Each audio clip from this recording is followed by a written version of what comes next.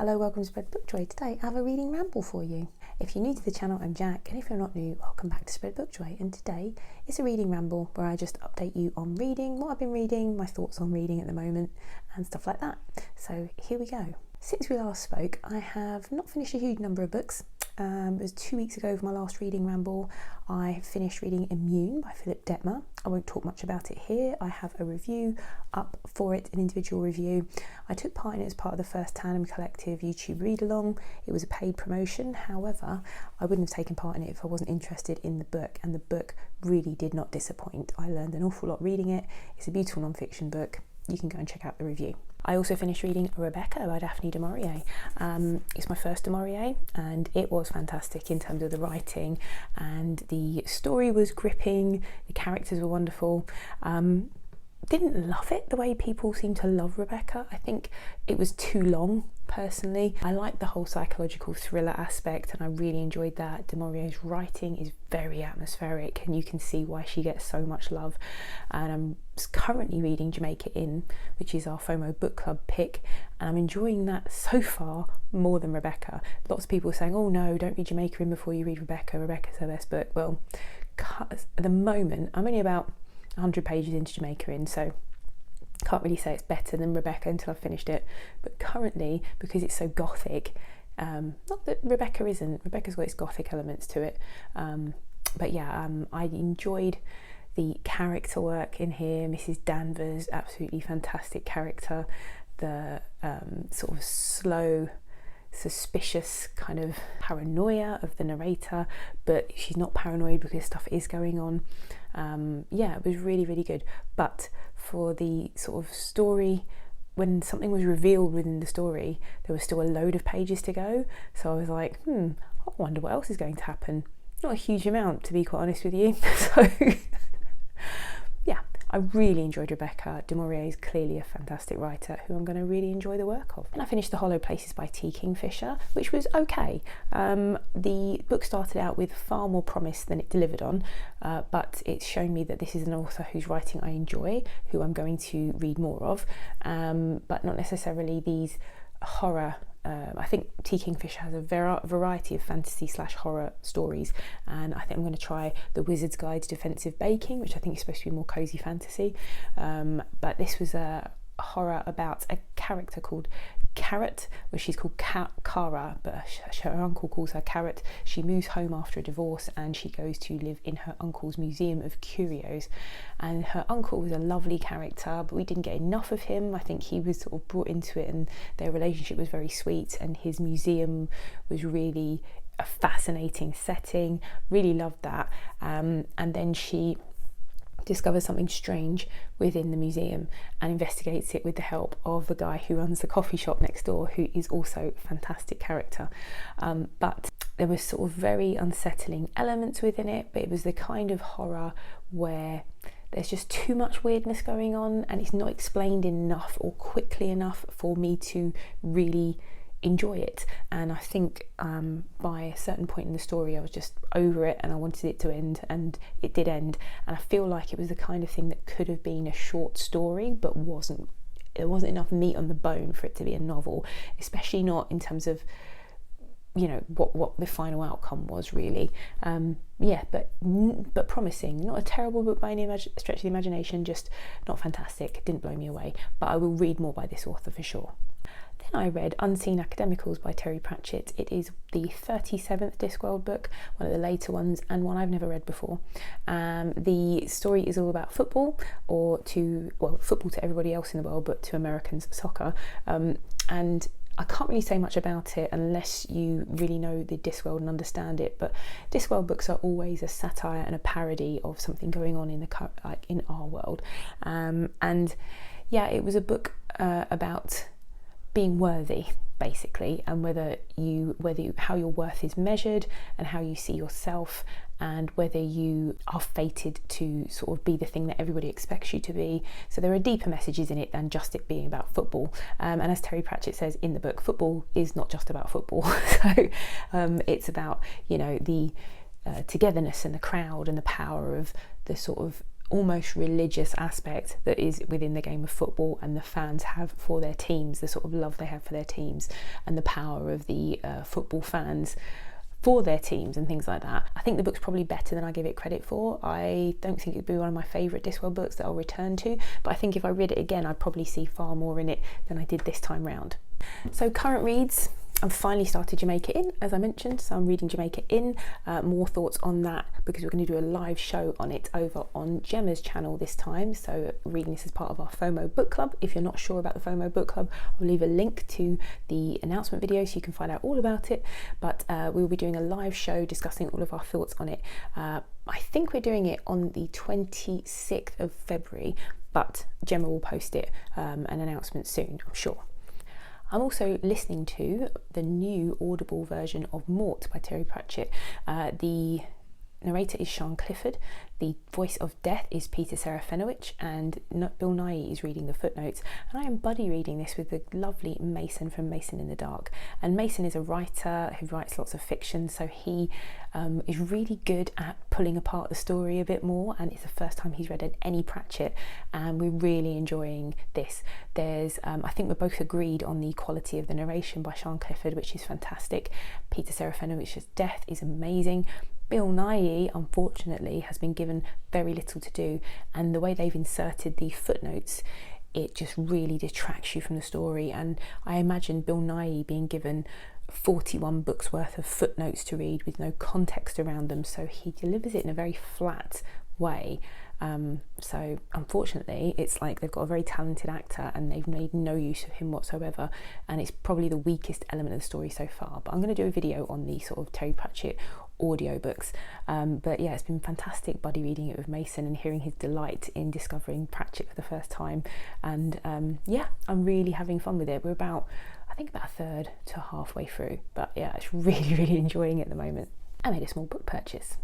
I couldn't resist. I went and watched an amazing video on an illustrator called Carson Ellis, which was by Shelley Swearingen. She did a deep dive into Carson Ellis's work, and part of that sent me off down a rabbit hole looking at Carson Ellis's work, and I found this middle grade series which had such great reviews, and Colin Malloy, who's the author, I think he's her partner, and he's the lead singer of a band called The Decemberists, I think. I've never heard of the band before, but the series got such rave reviews on Amazon, and I just found this in a fantastic, and I want to give this a shout out to new huge secondhand online retailer in Wales called Goldstone Books.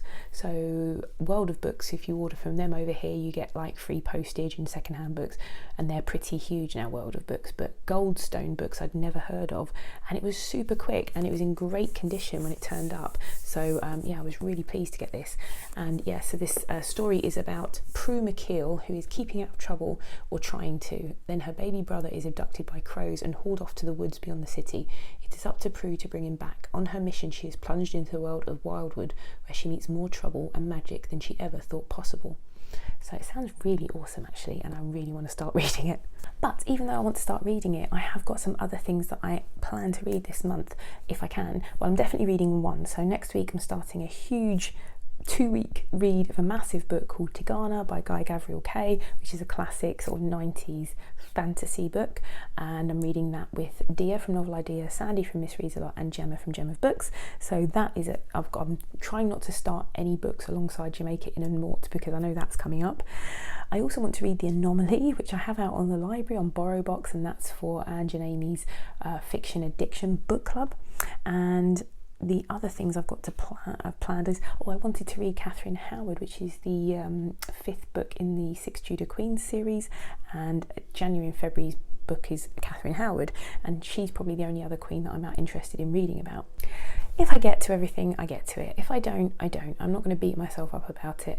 And that brings me to something else I kind of wanted to chat about, because there's loads and loads of stuff on YouTube at the moment, on Booktube, about the amount of reading that people are doing. I watched a really good video this morning by Murphy Napier, who is a huge booktuber. In fact, she's the first booktuber I ever watched. And she primarily deals in fantasy books and things like that. She's really good. I don't usually watch big booktubers that much very often anymore, but she put this video out and it was all around article, I think it was in the New York Times, it was about BookTok and how BookTok is making reading really popular but actually shallow, and it's more trendy to be called a reader than to actually do the reading, and people are skim reading books and not reading them properly. And it was quite critical and damning about the online book community, particularly TikTok, which, as you know, is kind of youth driven. And I feel like that just because we may not be, I mean, TikTok's not a platform I want to be on or be part of, or that I take part in, because it's not kind of, that short format video is not really for me. As I've talked about with my YouTube shorts, I've dabbled in those a little bit recently and they have been fun, but I'm really more about the long form video. But I feel like there's quite a huge amount of snobbery around BookTok because it is primarily a youth driven platform, and I think that's a great thing if books are being brought into the consciousness of young people, and young people are interested in books and reading. That can't be a bad thing. However, there is a lot going around Booktube as well about the amount people read and comparing things, and you know, how many books you read per month and whether that makes you a real booktuber, or whether short books count as much as long books. And it's just all, I mean, really quite concerning that people are having these conversations, because if you read, you are a reader, and if you're a reader, you can talk about it on YouTube, you can talk about whatever you like on YouTube. And so I kind of wanted to talk about it because it ties in with something that I was doing at work recently, which was I was doing an audit of the reading for pleasure provision at a primary school that I work at, and that meant involving and interviewing the children.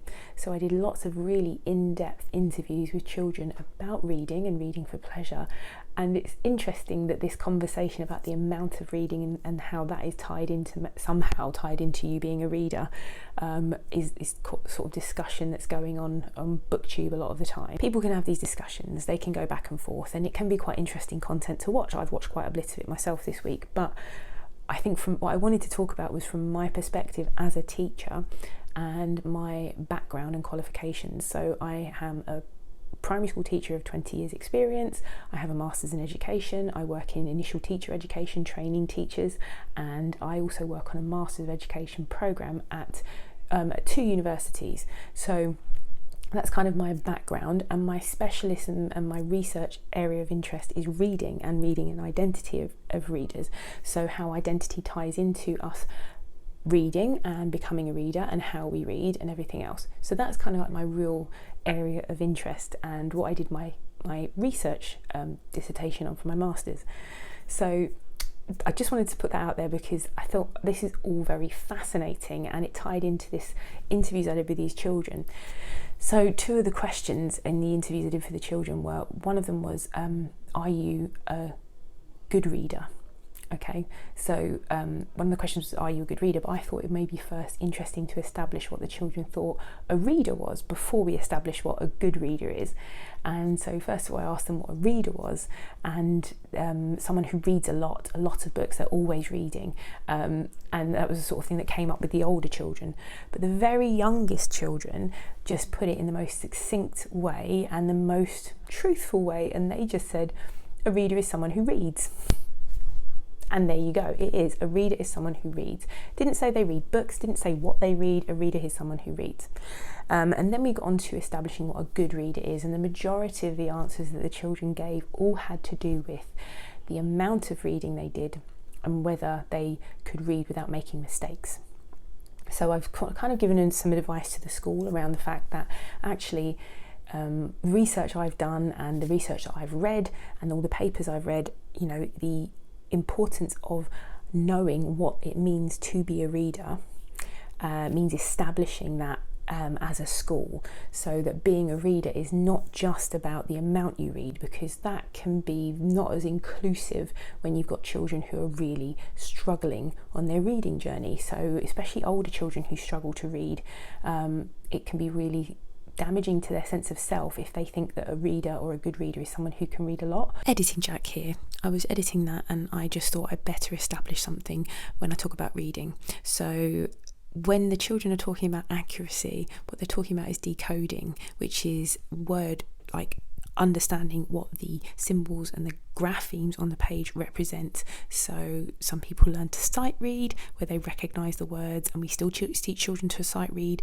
words that are not phonetically decodable, and then they might chunk or use phonics or whatever it may be. However you teach decoding is the actual reading aloud of the words on the page. Now that is only one aspect of reading, and that is the one that they tend to focus on. So when I asked the children what a good reader was, they said it is someone who is fluent, because fluency is a big focus in schools in the UK at the moment, and fluency means reading in a natural voice and paying attention to what's going on the page in terms of the punctuation, taking a breath at the commas, reading with expression, so putting some feeling and emotion into your reading. So a lot of them talk about fluency and expression and accuracy, and that is all to do with your sort of decoding skills. Expression is a bit more of a comprehension activity really, because you need to understand what's being read to be able to be expressive about it.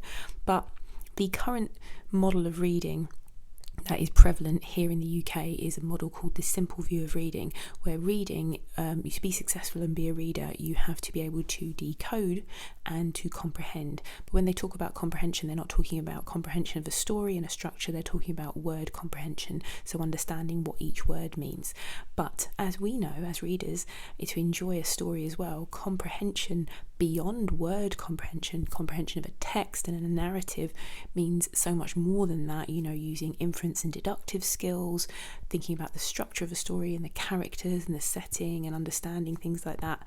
So there's a lot more to reading than just decoding, and I kind of just wanted to point out here, when I talk about what the children say in terms of reading, and when we talk about amount of reading and the accuracy, they're talking about decoding, the amount you can decode, rather than reading as a whole holistic activity. So yeah, I just thought I'd put that in here because I think it's an important distinction.